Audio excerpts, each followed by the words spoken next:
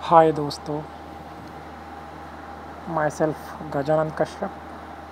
स्वागत है आप सभी का मेरे इस यूट्यूब चैनल पर जिसका नाम है इंग्लिश बाय गजानंद सर। तो आज हम पढ़ने वाले हैं प्रोनाउन के प्रकार के बारे में, और जो कौन कौन से प्रकार हैं जिनका कि हम अध्ययन करेंगे। तो उनमें जो पहला प्रकार है वो है डेमोन्स्ट्रेटिव प्रोनाउन, यानी कि संकेतवाचक सर्वनाम। तो जो संकेतवाचक सर्वनाम होता है, इसकी सबसे पहले आती है इसकी डेफिनेशन, इसकी परिभाषा।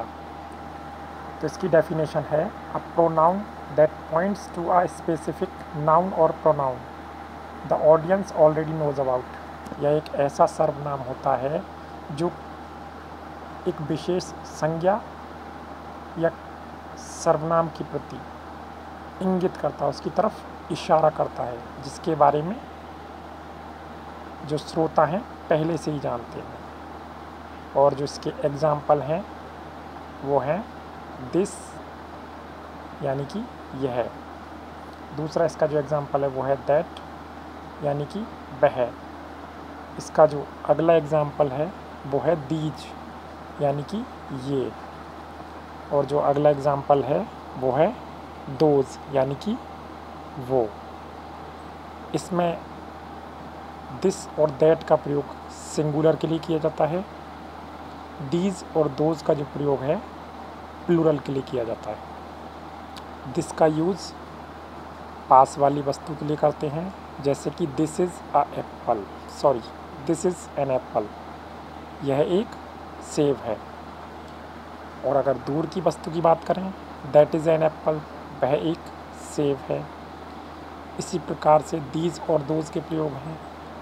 दीज आर बॉयज़, ये लड़के हैं, पास की चीज़ों के लिए या व्यक्तियों के लिए। दोज आर मैन, वो आदमी हैं, दूर की वस्तुओं के लिए, दूर की चीज़ों के लिए, दूर के व्यक्तियों के लिए दोज का प्रयोग करते हैं। तो ये था हमारा डेमोन्स्ट्रेटिव प्रोनाउन। हमारा जो प्रोनाउन का अगला प्रकार है वो है रिफ्लेक्सिव प्रोनाउन, यानी कि निजवाचक सर्वनाम। और जो रिफ्लेक्सिव प्रोनाउन है ये अपनी खुद के बारे में बतलाता है। मीन्स जैसे किसी काम को करने वाला जो सब्जेक्ट है ना, वो अपने खुद के बारे में ही बतलाता है। तो सबसे पहले इसकी डेफिनेशन आती है। इसकी जो डेफिनेशन है वो है an object pronoun ending in self और selves that shows the subject of a sentence is the same as the object of the sentence.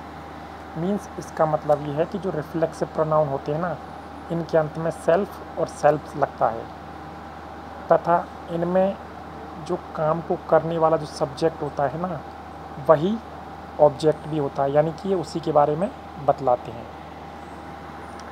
अब आते हैं इसके एग्जाम्पल्स, इसके उदाहरण। तो देखिए, इसमें रिफ्लेक्सिव प्रोनाउन जैसे कि योर सेल्फ है, माई सेल्फ है, वन सेल्फ है, ये सारे के सारे रिफ्लेक्सिव प्रोनाउन हैं। अब देखिए इसका example, you made this bird house your self, इस पक्षियों के घर को तुमने खुद ने बनाया। इसका अगला एग्जाम्पल है, I taught myself to play the guitar, मैंने अपने आप को, मैंने खुद को गिटार बजाना सिखाया। इसका जो अगला एग्जाम्पल है वो है, one can't award oneself the prize, यानी कि एक व्यक्ति खुद को पुरस्कार नहीं दे सकता। तो ये सारे के सारे रिफ्लेक्सिव प्रोनाउन के एग्जाम्पल है, यानी कि निजवाचक सर्वनाम के एग्जाम्पल हैं। हमारा जो अगला प्रोनाउन है दोस्तों वो है रिलेटिव प्रोनाउन। रिलेटिव प्रोनाउन का अर्थ होता है संबंधवाचक सर्वनाम, यानी कि संबंध के बारे में बतलाता है।